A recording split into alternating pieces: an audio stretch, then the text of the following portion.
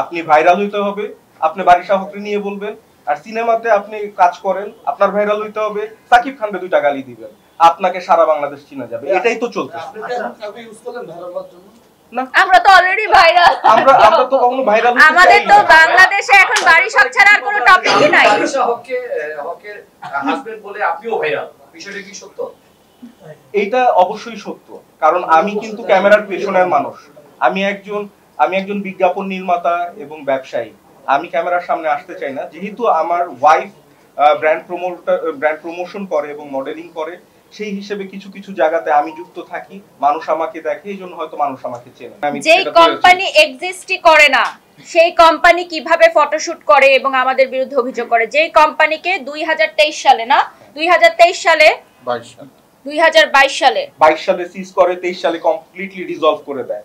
সেই কোম্পানি কিভাবে বাংলাদেশে এসে তাদের ব্যবসায়িক প্রচার প্রচারণার জন্য বিভিন্ন রকম কন্টেন্ট তৈরির জন্য মডেলদের কাছ থেকে টাকা নিচ্ছে এবং ফটোশুট করছে। এবং ইউকে তে তিনি বলে থাকেন যে তার একটি বাড়ি আছে যেটাও সম্পূর্ণ ভুয়া এবং মিথ্যা। এটাও তুমি বলে দাও। এগুলা খুবই ব্যক্তিগত আলাপ, আমি এগুলার বলতে চাই না। আসলে আমরা অতটা নিচে নামতে পারি না, আমরা এতটা নিচে নামতে চাইও না। এইগুলা দেখেন, ইউকে তে আপনি যদি বাঙালি কমিউনিটিতে এই রোজা আফরোজের বিষয়ে জিজ্ঞেস করেন, আপনি নিকৃষ্টতম অভিযোগ পাবেন তার কাছে, তার বিরুদ্ধে।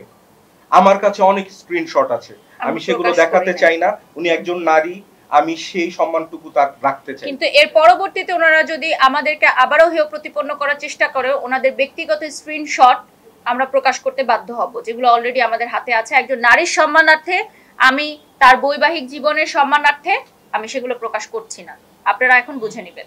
বাংলাদেশের সবথেকে বড় শো হিসেবে এখন বাইফাকে বলা হয়।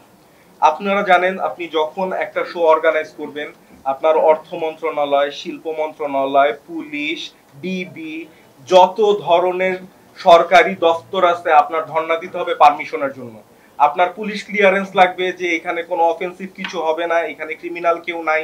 বাণিজ্য মন্ত্রণালয়ে আপনার রেভিনিউর জন্য ট্যাক্স দিতে হবে, এনবিআর এ ট্যাক্স দিতে হবে, এগুলোর জন্য তো আমার যেতেই হবে। আমরা তো এনবিআর এ ইসেকে দেখলাম, ওই যে ছাগল কাণ্ডের মতিউর, তো মতিউরের সাথেও তো আমার দেখা হয়েছে। এখন কি মতিউরও আমার কিছু হয়ে গেছে? আমরা তো চেয়ারের কাছে যাই যে এই চেয়ার আমাকে পারমিশন দিবে, এখানে কে বসে আছে এটা তো আমার দেখার বিষয় না। যার দেখার বিষয় ছিল তাদেরকে তো লাথি দিয়ে পাঠায় দিছে মানুষজন।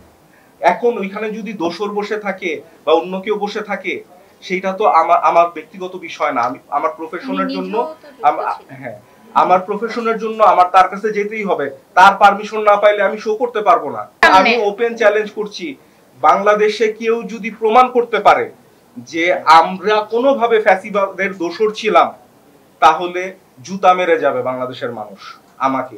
তবে আমি যদি মুখ খুলি, অনেকের কিন্তু কাপড় খুলে যাবে, অনেকের কাপড় খুলে যাবে। কে কে ফ্যাসিবাদের দোসর ছিল আর কে কে কি করছে সব আমার কাছে আছে কিন্তু।